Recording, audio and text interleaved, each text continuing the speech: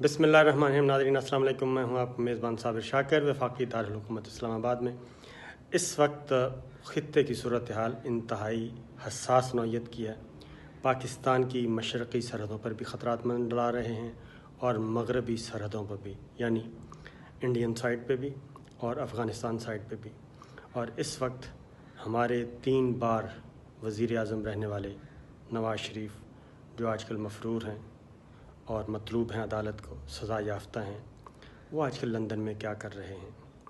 वो आजकल लंदन में ऐसे लोगों से मुलाकात कर रहे हैं जो पाकिस्तान को गालियां दे रहे हैं, पाकिस्तान के ख़िलाफ़ नफ़रत फैला रहे हैं और पाकिस्तान के ख़िलाफ़ जहर उगल रहे हैं।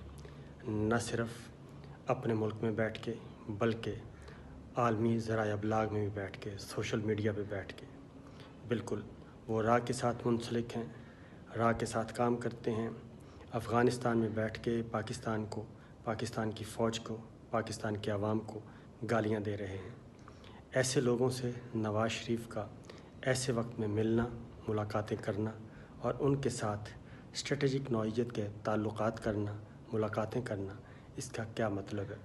इसका फ़ैसला पाकिस्तान की आवाम ने ख़ुद करना है कि नवाज़ शरीफ साहब पाकिस्तान की साथ तो कम अज़ कम वफ़ा करें, हुकूमत के साथ ना करें लेकिन पाकिस्तान के साथ वफ़ा करें। इजाज़त दीजिए। अल्लाह हाफ़िज़।